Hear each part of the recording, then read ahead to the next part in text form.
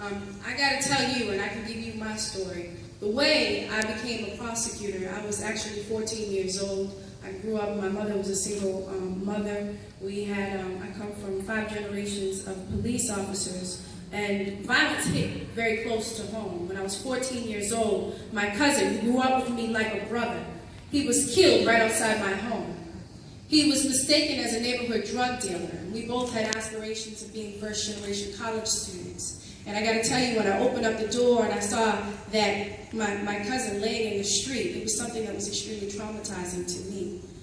If it wasn't for the testimony of a neighbor who not only cooperated with police, but he testified in court, my family would not have received any sort of justice.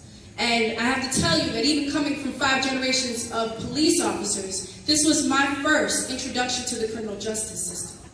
And I went into court, and just like Pastor Hickman, I saw these busloads of African Americans in these courtrooms and outside the streets in shackles.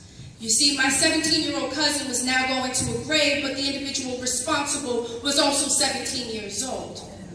And I said, what is this system? What is this system that disproportionately affects so many people that look like me? And I wrestled with, okay, do I want to be a prosecutor where I'm exercising discretion in ways that not only affects the defendant and the victim, but has collateral consequences on our community? Do I want to be able to exercise discretion in ways that can affect and change lives, or is it better to work as a defense attorney? So after working for the U.S. Attorney's Office in Boston, the U.S. Attorney's Office in D.C., the Suffolk County Homicide Unit, I realized that that awesome amount of discretion is the best way to reform the criminal justice system. So I come before you today as a wife and as a mother, and I have a visceral reaction when I see an 18-year-old unarmed African-American man who was killed on the streets and lay there for 4.5 hours. I find that a tragedy. What I also find as a tragedy is the number of incidents across this nation of African-American males.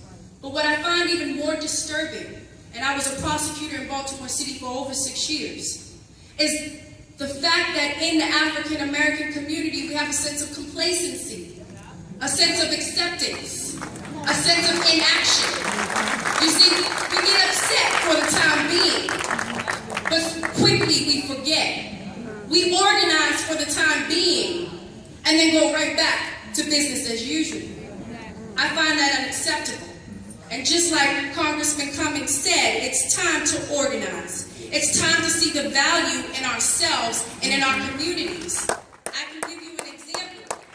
You know, Ferguson, we talked about the voting ratio.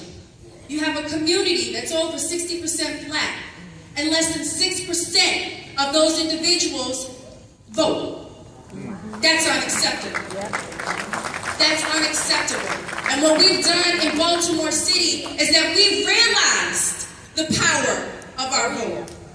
We've realized that money doesn't determine things, and I can give you an example. I just won an election in June against an incumbent where they said it could not be done. Where that disconnect in our community, that distrust for the criminal justice system has been affecting our streets every single day, preventing us from getting the really bad guys off the streets because we want to focus on low-level drug offenders. It is time to realize our power. It is time to really seize the moment and use this as a movement. And that's what I hope we will do. Thank you so much.